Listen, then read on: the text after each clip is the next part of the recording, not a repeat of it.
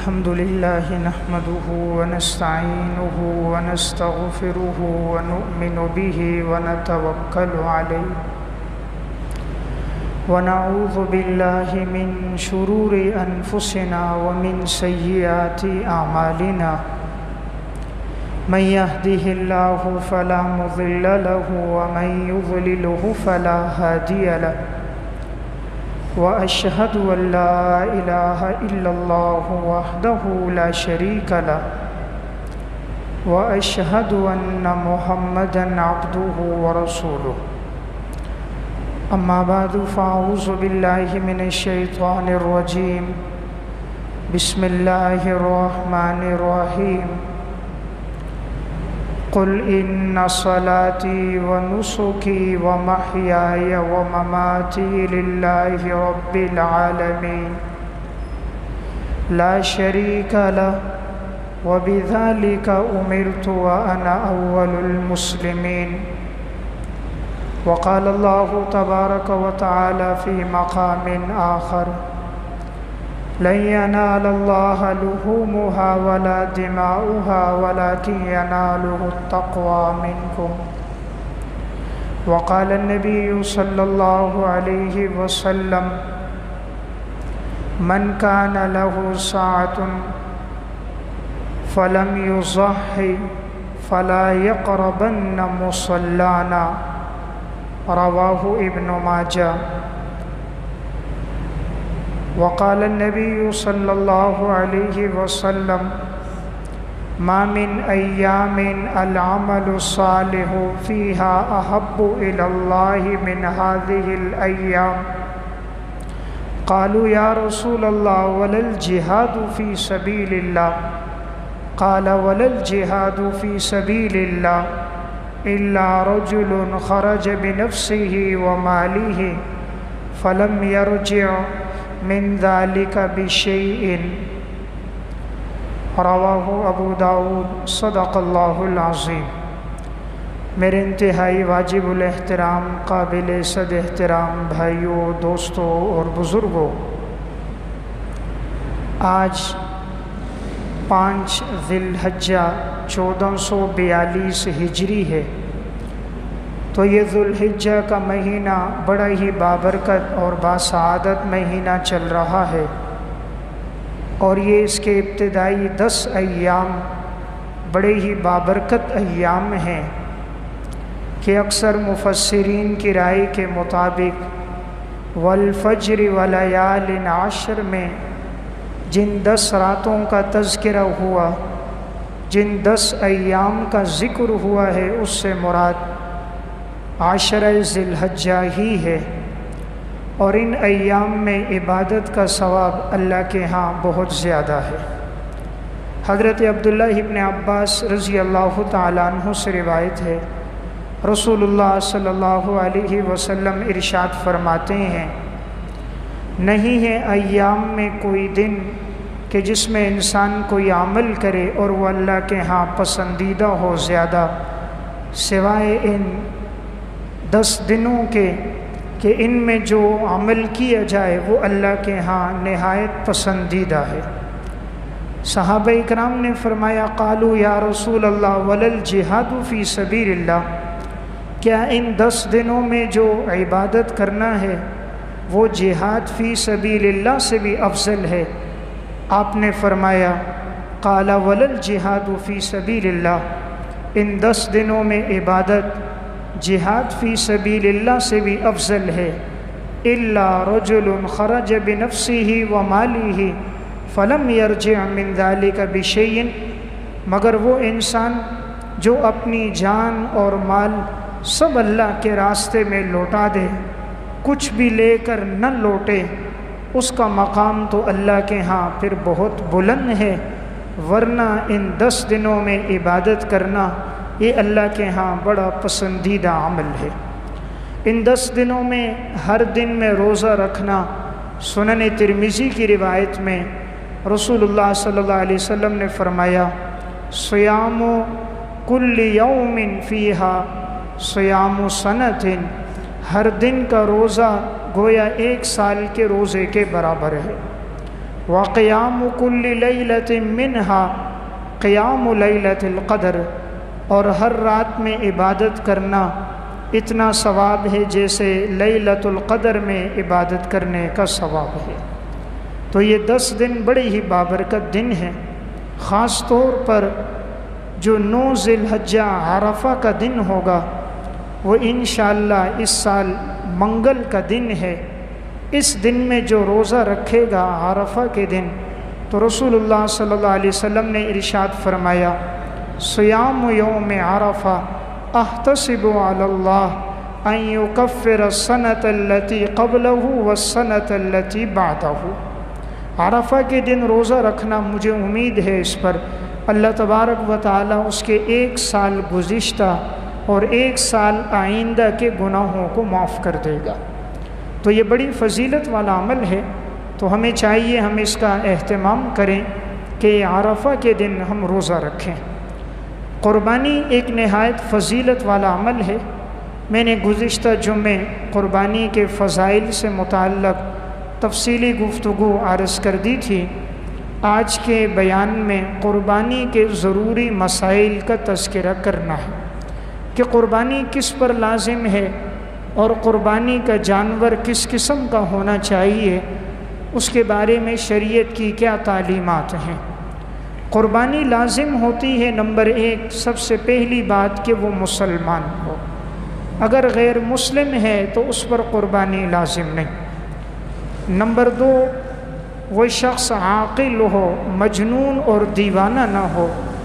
اگر کوئی دیوانہ ہے، مجنون ہے تو اس پر قربانی لازم نہیں۔ نمبر 3 وہ مقیم ہو، مسافر نہ ہو۔ اگر کوئی حالت سفر میں ہے تو اس پر قربانی لازم نہیں۔ اگر وہ قربانی کر دے تو بہت فضیلت والا عمل ہے، لیکن شریعت کی طرف سے مسافر پر لازم نہیں۔ اسی طرح نمبر 4 قربانی اس پر ہے جو بالغ ہو۔ اگر کوئی نابالغ بچہ ہے، صاحب حیثیت بھی ہو، تب بھی اس پر قربانی لازم نہیں۔ اور نمبر 5 وہ صاحب حیثیت بھی ہو، مسلمان بھی، عاقل بھی، بالغ بھی، مقیم بھی، اور اس کے ساتھ صاحب حیثیت بھی ہو۔ صاحب حیثیت سے مراد 52.5 تولے چاندی کی جو مالیت ہے، اگر کسی کے پاس اتنی رقم موجود ہے تو اس پر قربانی لازم ہوتی ہے۔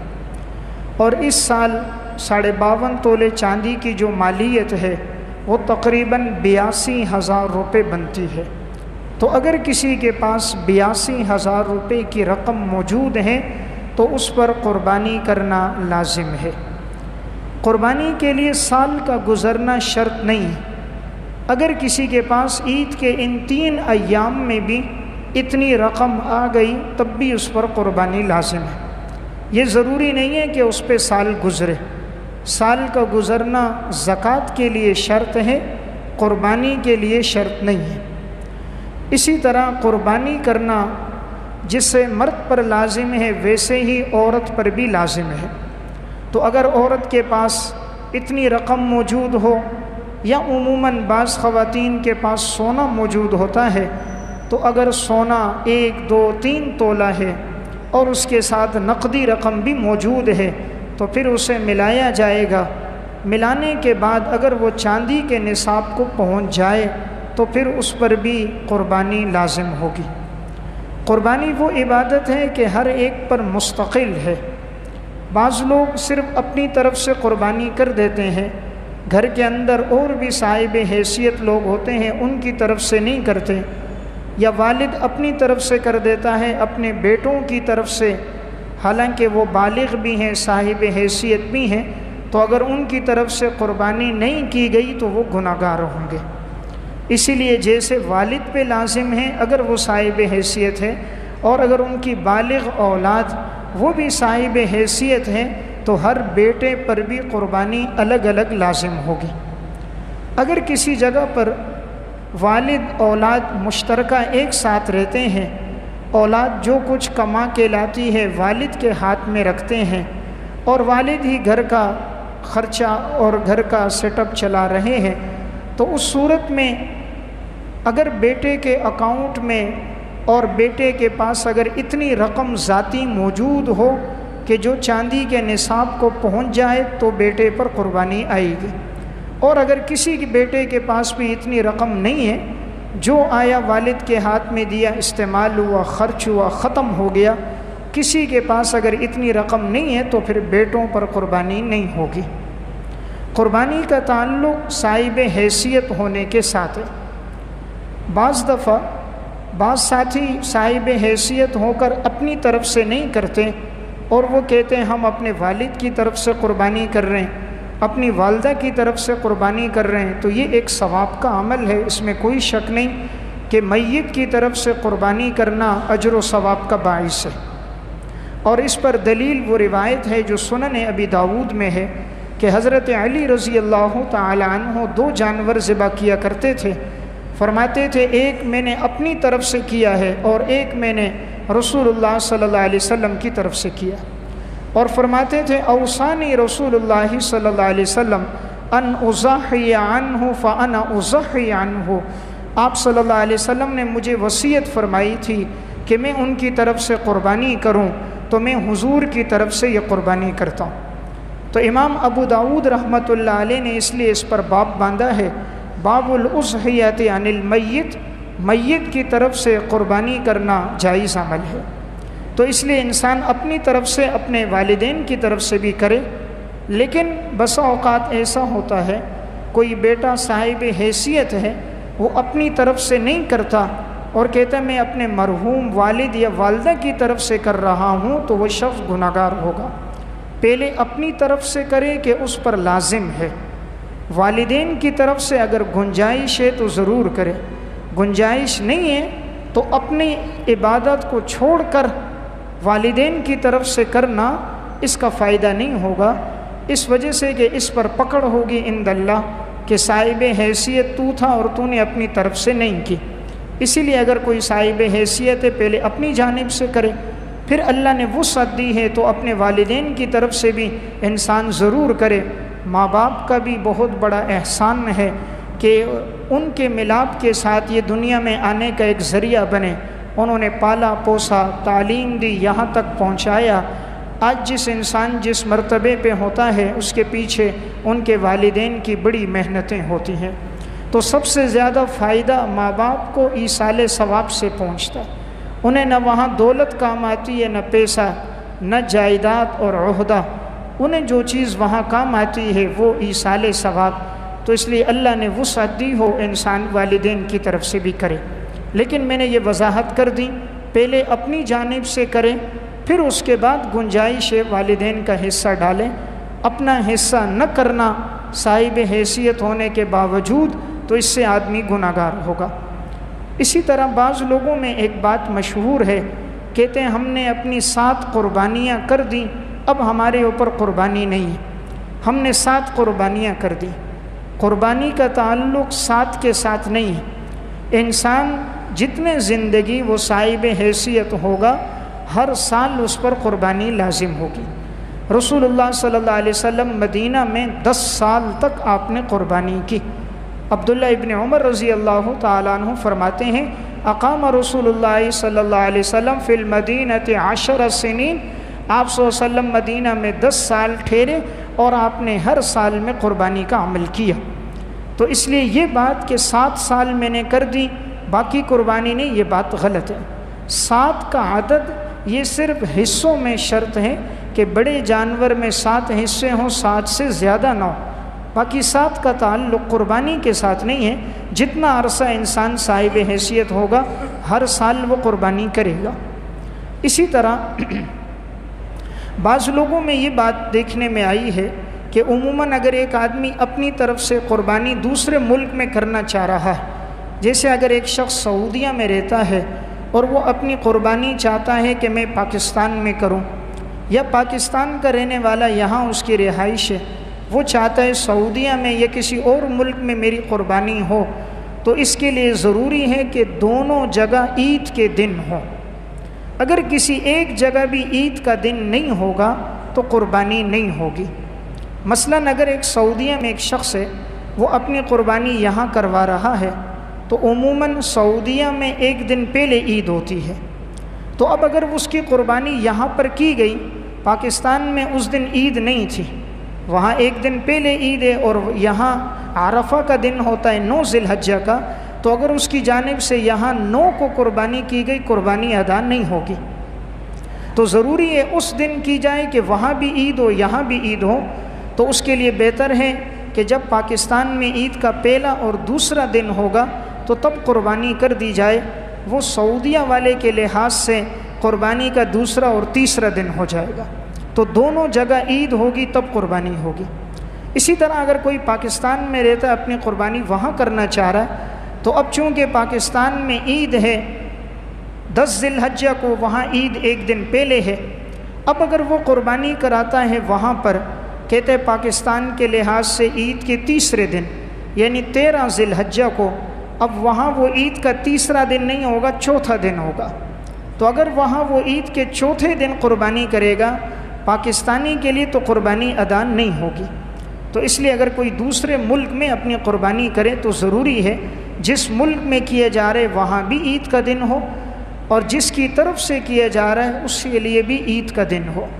تو ان 3 دنوں میں جو عبادت ہے وہ قربانی ہی کی ہے۔ اس میں کوئی نفلی صدقہ کرتا ہے ویسے بھلے کرے، لیکن قربانی کو چھوڑ کر صاحب حیثیت ہو کر اگر وہ صرف نفلی صدقہ کرے گا تو گنہگار ہوگا۔ ان 3 دنوں میں جو چیز اللہ کے ہاں پسندیدہ ہے وہ احراق الدم، خون بہانا ہے۔ صدقے میں قربانی میں فرق ہے، صدقہ انسان پورے سال میں کر سکتا ہے، لیکن قربانی صرف ان 3 دنوں میں ہوتی ہے، اس کے علاوہ میں نہیں ہوتی۔ اس لیے صدقہ پورے سال میں جب چاہے انسان کریں، قربانی کا تعلق انہی ایام کے ساتھ خاص ہے۔ اب یہ ہے کہ قربانی کا جانور کیسا ہونا چاہیے، تو شریعت نے اس بارے میں ہمیں تعلیمات دی ہیں۔ چونکہ انسان یہ اللہ کے نام پر ذبح کر رہا ہے تو سب سے اچھا جانور ہو، اس میں کوئی عیب اور کوئی خامی نہ ہو، ایسا جانور انسان اللہ کے راستے میں دے۔ تو جانور کے اندر اس کی عمر کا اعتبار ہوگا، چھوٹا جانور ہے، بکرا ہے، بکری ہے، دمبا ہے، اس کے لیے ضروری ہے کہ وہ 1 سال کا ہو، اور اگر گائیں، بھینس، بیل ہے اس کے لیے 2 سال کا ہو، اور اگر اونٹ، اونٹنی ہے تو اس کے لیے عمر 5 سال ہو۔ لیکن دمبے کے اندر یہ استثناء موجود ہے کہ اگر دمبا 6 مہینے سے زیادہ کا ہو، لیکن اگر اسے دمبوں میں چھوڑ دیا جائے ریوڑ میں تو وہ پورے سال کا لگتا ہو، جسامت کے لحاظ سے اتنا بڑا ہو کہ 6 مہینے سے زیادہ کا ہے، لیکن اگر دمبوں میں ہو تو وہ سال کا لگتا ہو تو اس کی قربانی جائز ہے۔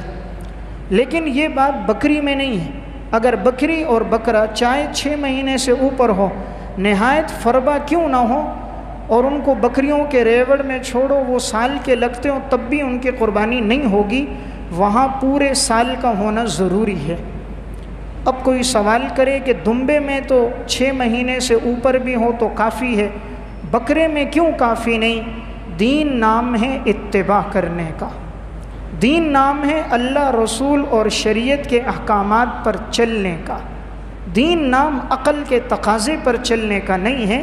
جو شریعت نے حکم دیا اسے ماننا یہ ایمان کا حصہ، وہاں شارع کی تعلیمات یہ ہیں اور یہاں شریعت کا حکم یہ ہے۔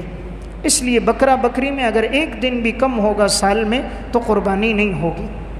یہاں یہ بات یاد رہے، قربانی میں جو دانت دیکھے جاتے ہیں یہ دانت علامت ہے۔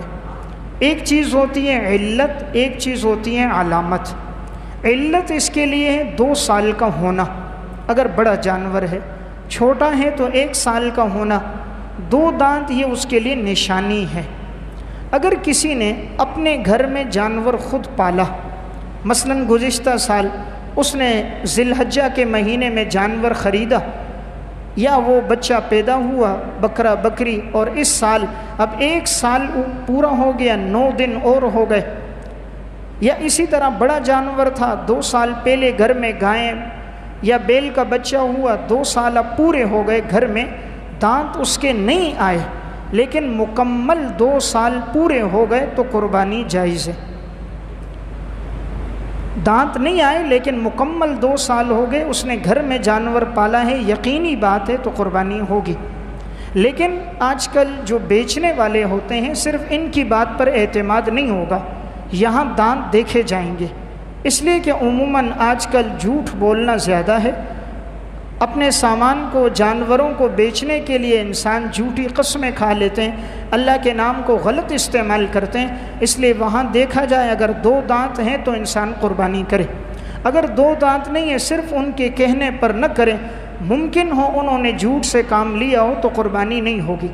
ہاں اگر وہ قابل اعتماد، ثقہ، دیانتدار، متقی اور پرہیزگار انسان اس بات کی سچی گواہی دے دے کہ مکمل 2 سال اس پر پورے ہو گئے تو تب اس کی قربانی ہو جائے گی۔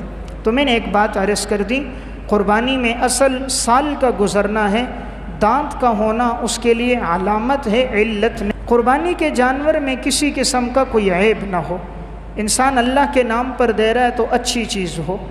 عیب کون کون سے ہیں؟ مثلاً یہ عیب ہے کہ اگر اس کی آنکھوں کی بینائی نہ ہو، جانور ایسا ہے کہ وہ دیکھ نہیں سکتا دونوں آنکھوں سے یا ایک آنکھ سے تو قربانی نہیں ہوگی، اور اگر 1/3 سے زیادہ اس کی آنکھ کی روشنی نہیں ہے تو تب بھی قربانی نہیں ہوگی، 1/3 سے کم ہے تو قربانی ہو جائے گی۔ اب یہ کیسے پتہ چلے گا؟ فقہاء کرام نے اس کے لیے لکھا کہ جانور کی ایک آنکھ پہ کپڑا رکھا جائے گا اور دوسری آنکھ کو کھلا چھوڑ کر سامنے سے اس کے لیے چارہ گھاس لائیں گے، پھر دیکھیں گے وہ کتنی دور سے اس کی طرف متوجہ ہو رہا ہے، جہاں سے متوجہ ہو رہا ہے معلوم ہوا یہاں سے نظر آ رہا ہے، وہاں نشان لگا دیا گیا دائیں بائیں سامنے کی جہت میں۔ پھر اس آنکھ پہ کپڑا رکھنے کے بعد دوسری آنکھ سے چارہ قریب کیا گیا تو جس جگہ سے متوجہ ہو رہا ہے وہاں بھی نشان لگا دیا۔ اب دونوں جگہوں میں دیکھ لیا جائے، اگر 1/3 یا اس سے زیادہ ہے تو قربانی نہیں ہوگی، اور اگر 1/3 سے کم فاصلہ ہے تو قربانی جائز ہوگی۔ قربانی کا جانور ایسا ہے کہ اگر اس کا سینگ اس کے بالکل جڑ سے اکھڑ گیا تو پھر تو قربانی نہیں ہے، لیکن اگر سینگ کا کنارہ اوپر سے ٹوٹ گیا 1/3 سے کم تو قربانی جائز ہے۔ قربانی کے جانور کے اگر کان بالکل کٹا ہوا ہے جڑ سے یا 1/3 سے زیادہ کٹا ہوا ہے تو قربانی نہیں ہوگی، اگر اس سے کم ہے تو ہوگی۔ اور اگر جانور کا کان طول میں کٹا ہوا ہے، طول میں کٹا ہے، عرض میں کٹا ہوا نہیں ہے، طول میں کٹا ہے لیکن کان کے دونوں حصے موجود ہیں تو اس وقت قربانی جائز ہے۔ اسی طرح اگر جانور کی دم ہے اور وہ 1/3 یا اس سے زیادہ کٹ گئی تو بھی اس کی قربانی نہیں ہوگی۔ جانور اگر لنگڑا ہو، اگر وہ 3 پاؤں کا سہارا تو لیتا ہے، چوتھے پاؤں کا سہارا بالکل نہیں لیتا، زمین پہ چوتھا پاؤں رکھتا ہی نہیں ہے تو قربانی نہیں ہوگی۔ اگر وہ چوتھے پاؤں کا سہارا لیتا ہے، اس پہ وزن بھی ڈالتا ہے، چلتا ہے، لیکن تھوڑا بہت لنگڑاتا ہے تو قربانی جائز ہے۔ اگر بالکل سہارا نہ لے تو قربانی نہیں ہوگی۔ اتنا لاغر جانور کہ وہ عیدگاہ تک چل کر بھی نہ جا سکے، اتنا دبلا پتلا اور کمزور ہو تو اس کی قربانی نہیں ہوگی، کم از کم ایسا ہو کہ وہ عیدگاہ تک جانے کے قابل ہو۔ ایسا جانور کہ جس کو خارش یا کھجلی ہے اور یہ اس قدر سرایت کر گئی کہ گوشت تک اثر انداز ہو گئی تو قربانی نہیں ہوگی، اور اگر ظاہر میں ہے وہاں تک اثر انداز نہیں ہے تو اس کی قربانی جائز ہے۔ جانور کے جسم میں تمام اشیاء کو استعمال کیا جا سکتا ہے، البتہ بعض چیزیں اس کے جسم میں ایسی ہیں جن کا استعمال جائز نہیں، جیسے نمبر 1 خصیتین کا استعمال جائز نہیں ہے، یعنی جو نر ہو اس کے اگر کوئی خصیتین کا استعمال کرے گا تو یہ مکروہ تحریمی ہے، گناہ گار ہوگا۔ اسی طرح نر اور مادہ کی جو پیشاب کی جگہ ہے اس کا استعمال جائز نہیں ہے، پاخانے کی جگہ ہے اس کا استعمال ٹھیک نہیں، اس کا مثانہ جہاں پیشاب جمع ہوتا ہے اس کا استعمال جائز نہیں، پتا اس کا استعمال نہیں ہوگا۔ اسی طرح جانور کے جسم میں غدود ہوتے ہیں جو گوشت کے سخت ٹکڑے، ان کا استعمال نہیں ہوگا، اور دم مسفوح بہنے والا خون اس کا استعمال نہیں ہوگا۔ اس کے علاوہ جانور کے جسم میں جتنا بھی گوشت ہے انسان استعمال کر سکتا ہے۔ بہتر یہ ہے کہ انسان جانور کے گوشت میں اس چیز کی رعایت رکھے کہ 3 حصے کر کے، ایک فقراء کے لیے، ایک رشتہ داروں کے لیے، ایک اپنے لیے رکھے، اور اگر سب فقراء میں تقسیم کرے تو یہ سب سے افضل عمل ہے، اور اگر کوئی خود سے استعمال کرنا چاہے تو بھی اس کی گنجائش ہے، لیکن بہتر یہ ہے کہ انسان فقراء کا حق رکھے۔ بعض جگہ مشترکہ طور پہ جانور خریدا جاتا ہے، بعض ساتھی مل کر لیتے ہیں گائے، بیل یا اونٹ میں، تو اس میں 7 سے زیادہ آدمی شریک نہیں ہو سکتے، 7 سے کم جائز ہے۔ 4 آدمی ہوں، 5 آدمی ہوں تو استعمال جائز ہے، یہاں طاق شرط نہیں ہے۔ جیسے بعض ساتھی پوچھتے ہیں کہ ضروری ہے کہ 3 ہوں یا 5 ہوں، طاق شرط نہیں ہے، اگر جفت ہو یعنی 4 آدمی ہوں، 2 ہوں، 6 ہوں تب بھی قربانی جائز ہے۔ البتہ 7 حصے کر دیے جائیں، یعنی اس کی تعیین ہو جائے کہ 2 حصے فلاں کے ہیں، 1 حصہ فلاں کا، 2 حصے فلاں کے، 1 فلاں کے، تو 7 حصوں کی تقسیم ہو جائے، یہ بہتر ہے۔ قربانی میں کسی ایک کا بھی 1 حصے سے کم نہیں ہوگا، 1 حصے سے کم ہوگا تو قربانی نہیں ہوگی، یعنی ہر ایک کا پورا 1 حصہ۔ اب اگر کوئی کہہ دے کہ یہاں 1 حصے تو سب کے، آدھا حصہ میرا، آدھا حصہ اس کا، تو آدھا حصہ نہیں ہوگا، مکمل 1 حصہ ہوگا، 1 حصے سے کم میں قربانی نہیں ہوگی۔ اگر انسان میت کی طرف سے قربانی کر رہا ہے اور میت کی وصیت ہے اور اس نے اتنا ترکہ چھوڑا ہے تو اس پر عمل ضروری ہے کہ وہ میت کی طرف سے قربانی کر دے۔ لیکن اگر کوئی ایصال ثواب کرنا چاہ رہا ہے کہ قربانی کی اور اس کا ثواب زیادہ آدمیوں کو پہنچ جائے تو اس میں کوئی حرج نہیں۔ اگر ایک آدمی قربانی کر کے نیت کرے کہ اس کا ثواب پوری امت کو پہنچے، حضرات صحابہ اکرام اور سلف کو پہنچے، تو یہ نیت آدمی کر سکتا ہے، یعنی ایصال ثواب میں 1 سے زائد کو ثواب پہنچانے کی نیت کرنا ٹھیک ہے۔ لیکن زندہ آدمی اگر قربانی میں حصہ ڈال رہا ہے تو 1 حصے میں 2 سے 3 آدمی شریک نہیں ہو سکتے، نہ 1 حصے سے وہ کم ہوگا، پورا 1 حصہ ہونا ضروری ہے۔ بہتر یہ ہے کہ انسان پورا جانور اپنا لے اگر گنجائش ہے، یا نہیں تو چھوٹا جانور اپنا لے۔ جتنے ساتھی شریک ہوتے ہیں، خدا نہ کرے کسی کی نیت ٹھیک نہ ہو، کسی کا مال حرام کا ہو تو سب کی قربانی خراب ہوگی، اس لیے وسعت ہے تو پورا جانور انسان اپنا خریدے۔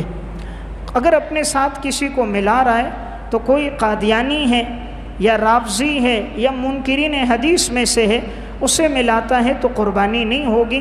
قربانی کے لیے مسلمان ہونا شرط ہے، قادیانی مسلمان نہیں ہے، اس لیے قربانی میں ضروری ہے جتنے شرکاء ہیں سب مسلمان۔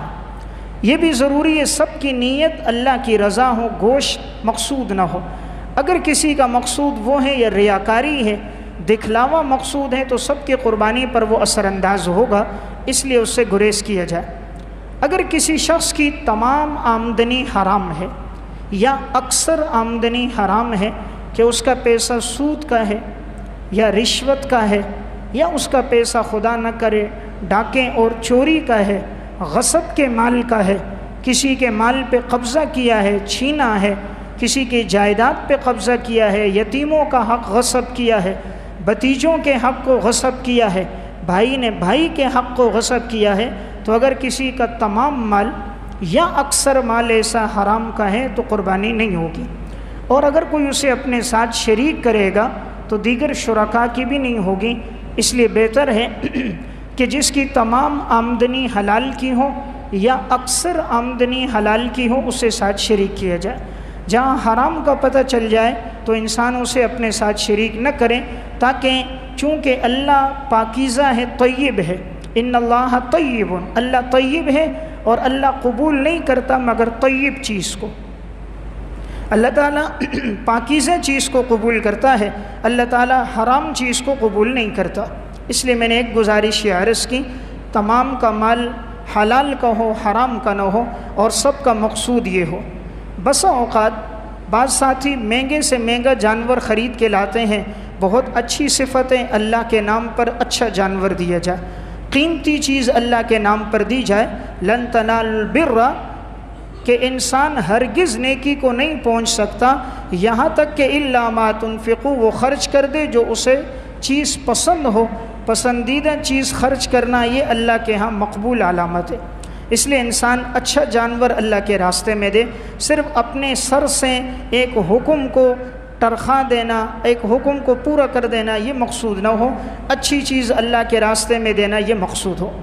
لیکن یہاں یہ بات بھی دیکھنے میں آئی ہے، بعض ساتھی خود اچھا جانور لیتے ہیں صاحب وسعت ہیں، کوئی دوسرا اگر اپنی وسعت کے مطابق لے لیتا ہے جس کی قیمت کم ہوتی ہے تو اسے تذلیل، تحقیر اور اسے نشانہ بناتے ہیں کہ تم نے جانور ایسا خریدا ایسا خریدا۔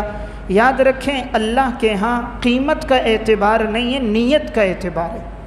تم نے 2.5 لاکھ کا جانور لیا، دوسرے نے 70,000 کا لیا، یہاں اگر ریاکاری ہے تو اللہ کے ہاں یہ قبول نہیں، وہاں اخلاص ہے وہ اللہ کے ہاں قبول ہے۔ اللہ ریاکاری کو نہیں، انسان کی نیت کو دیکھتا ہے۔ لن ینال اللہ لحومها ولا دماؤها ولکن ینالہ التقوی منکم۔ اللہ نہیں دیکھتا تمہارے گوشت کو، نہ خون کو، دیکھتا ہے تمہارے دل میں نیت کیا ہے۔ اس لیے کسی کو حقیر نہیں سمجھنا چاہیے۔ جو آدمی اللہ کے لیے جو بھی قربانی کر رہا ہے دعا کرنی چاہیے اللہ اس کی طرف سے بھی قبول کرے، ہماری جانب سے بھی اس کو قبول کرے۔ تو میں عرض کر رہا تھا قربانی کے عمل میں اس چیز کی رعایت رکھنا بھی ضروری ہے۔ بعض جگہ یہ دیکھنے میں آیا ہے گھر میں ایک فرد قربانی کر دیتا ہے، دیگر نہیں کرتے۔ مثلا گھر کے اندر چچا بڑا ہے، بڑا بھائی ہے، والد ہے، وہ کرتے ہیں، باقی بچے نہیں کرتے، حالانکہ سب صاحب حیثیت ہیں۔ جیسے میں نے عرض کیا کہ 52.5 تولے چاندی کی قیمت اس سال تقریباً 82,000 روپے بنتی ہے، تو جس کے پاس اتنی رقم ہوگی ہر بیٹے پر قربانی آئے گی۔ بجائے اس کے کہ آدمی مہنگا جانور خرید لے، 2 جانور متوسط خرید لے کہ سب کے حصے ہو جائیں۔ اب ہوتا یہ ہے کہ 2.5-3 لاکھ کا ایک جانور لیا، اس میں تو 7 حصے، اس سے بہتر اگر یہ 2 جانور خرید لیے جائیں، اس قیمت میں آ جائیں گے، 14 حصے ہوں گے، سب کی طرف سے ادا ہو جائے گا۔ عموماً عورتوں کے پاس بھی سونا موجود ہوتا ہے، نقدی مال موجود ہوتا ہے، ان پر بھی قربانی لازم ہوتی ہے، لہٰذا اپنی گھر والی کا، بیٹی کی مالیت میں رقم ہے اس کی جانب سے بھی قربانی کی جائے۔ بعض لوگ کہتے ہیں ہمارے پاس اتنی رقم نہیں ہے، اتنی رقم موجود نہیں ہے، ہم کیسے قربانی کریں؟ تو دیکھیں ہر کام کے لیے انسان اسباب تیار کرتا ہے۔ سال میں یہ ایک موقع آتا ہے 12 مہینوں میں، اگر کوئی ہزار روپے بھی ہر مہینے جمع کرے، اس وقت اجتماعی قربانی اس سال 12,000 روپے ہے، تب بھی وہ اپنا حصہ اس سنت میں ڈال سکتا ہے۔ یعنی اگر کسی کے کرنے کی نیت ہو، کرنے کا ارادہ ہو، تو مہینے میں 1000 روپے الگ کر دینا کوئی مشکل کام نہیں۔ تو جب انسان مکان بنانے کے لیے ادھار لے سکتا ہے، مکان، گاڑی، جائیداد، شادی، رسم و رواج کے لیے بیسیاں ڈالتا ہے، کمیٹیاں ڈالتا ہے، اتنی اس کے لیے توجہ فکر کرتا ہے، تگ و دو کرتا ہے، تو اس اللہ کے حکم کے پورا کرنے کے لیے اس نے کتنی محنت کی، اس کے لیے وہ کتنا فکر مند ہوا ہے۔ انسان فکر مند ہو تو اللہ رب العزت اسے دے دیتا ہے۔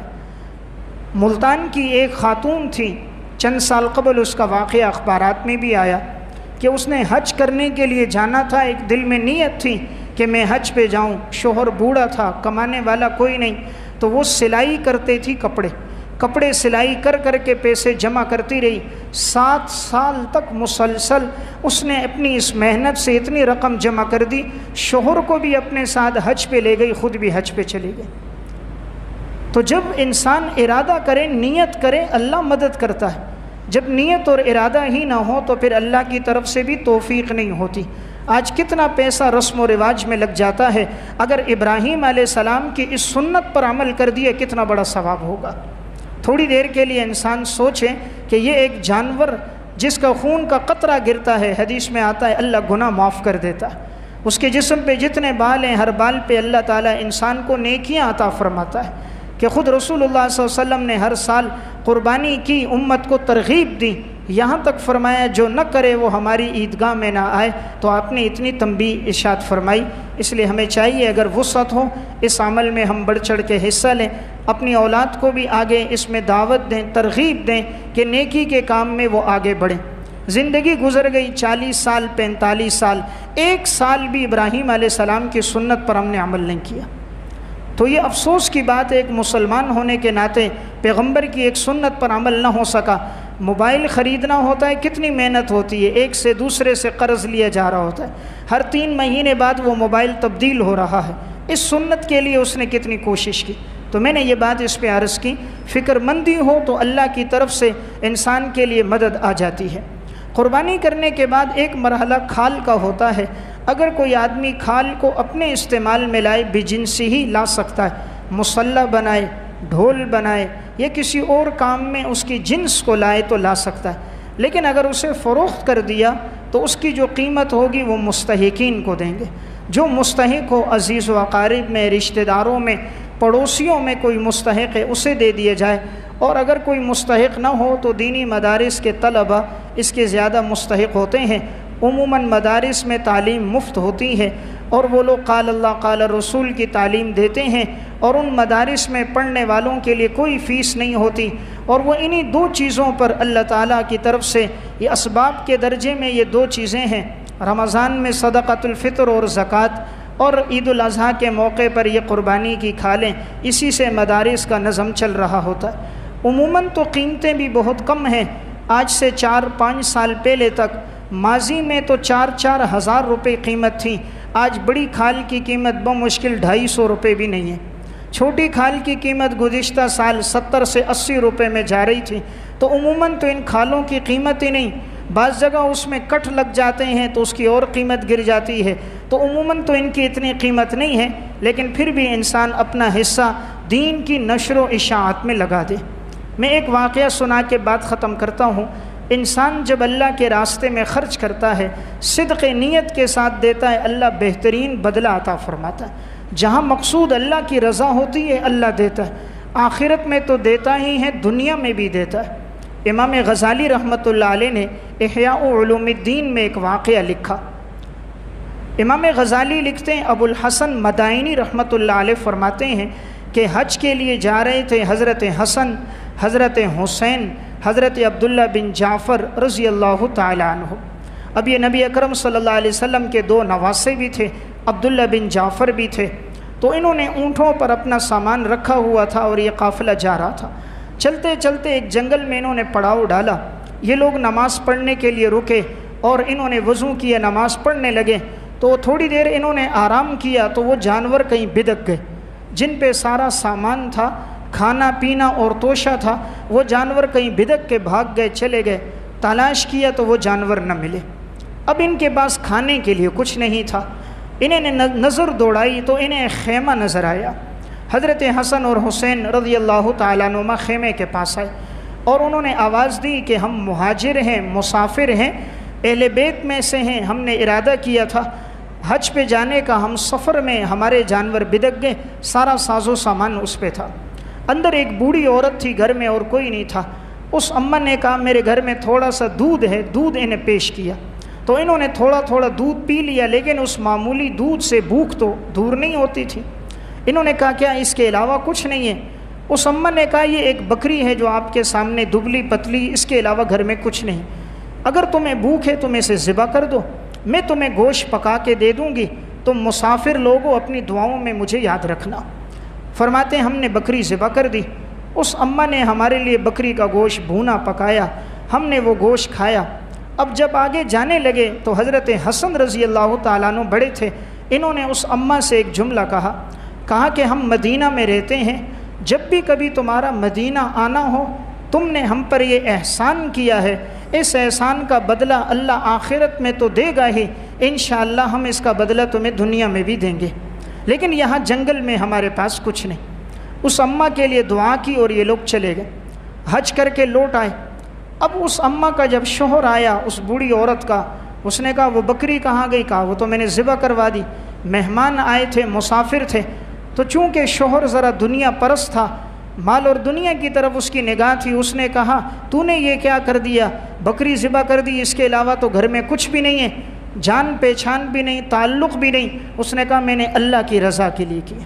وہ مسافر تھے، حج کے سفر میں تھے، میں نے اللہ کے لیے کیا، اللہ اس کا بدلہ ہمیں دے گا. بہرحال اس نے اپنی بیوی کو ڈانٹا، لیکن اس نے اس کی طرف توجہ نہ کی. حالات چلتے رہے. کچھ عرصے کے بعد اب ان لوگوں کو محنت مزدوری کے لیے اسی بوڑھی کو اور اس کے شوہر کو مدینہ آنا پڑا. تو یہ لوگ مدینہ آئے ایک عرصے کے بعد. وہاں پر یہ جانوروں کی مینگنیاں جمع کرتے، سکاتے، اس کو فروخت کیا کرتے تھے. کوئی معمولی مزدوری مل جاتی وہ کرتے. تو ان کی زندگی بڑی مشقت کی تھی. ایک دن حضرت حسن گھر کے باہر بیٹھے ہوئے تھے حضرت حسن رضی اللہ تعالیٰ عنہ کی اسی بوڑھی اماں پر اچانک نگاہ پڑ گئی. جو پہلی نگاہ پڑی تو انہوں نے پہچان لیا کہ یہ تو وہی خاتون ہے کہ جس نے جنگل میں ہمارے لیے بکری ذبح کی تھی. حضرت حسن نے اپنے غلام کو بھیجا کہ اس اماں کو بلاؤ. بلا کر پوچھا کیا تم فلاں خاتون تو نہیں کہ فلاں دن فلاں جنگل میں فلاں سال ہمیں ضرورت تھی, تم نے ہمارے لیے بکری ذبح کی تھی؟ اس نے کہا ہاں میں وہی ہوں. حالات اس طرح کے آ گئے کہ گھر میں کچھ بھی نہیں رہا تو ہم مزدوری کے لیے یہاں آئے. حضرت حسن گھر گئے, 1000 دینار لیے. دینار سونے کا ہوتا ہے, درہم چاندی کا ہوتا ہے. دینار سونے کا, 1000 دینار اشرفیاں لی, 1000 بکریاں. اللہ نے تو وسعت دی تھی اہل بیت کو. 1000 بکریاں غلام سے کہا انہیں دے دو اور 1000 دینار ان کو دے دو. پھر اس اماں سے کہا میرے بھائی حسین کے پاس بھی جاؤ اور ان کو کہہ دو کہ میں وہی ہوں جس نے تم پر احسان کیا تھا, اور بتا دینا تمہارے بھائی نے اتنا دیا.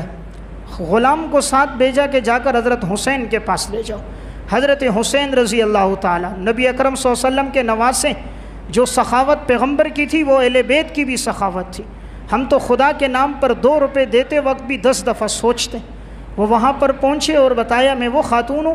حضرت حسین بھی گئے, 1000 دینار گھر سے لیے دیے اور 1000 بکریاں جو ان کی ملکیت کی تھیں, مال غنیمت میں ملی تھی, وہ بھی اس کو دی.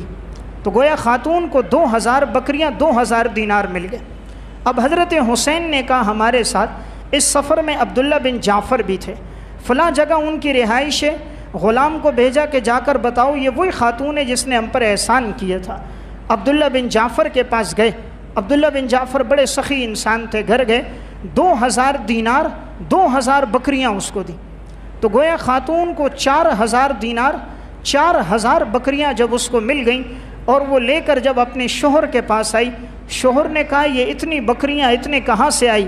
کہا وہ جو اللہ کے نام پر ایک دبلی جو بکری ہم نے اللہ کے نام پر دی تھی, اللہ نے اس ایک بکری کے بدلے میں 4000 بکریاں لوٹا دی.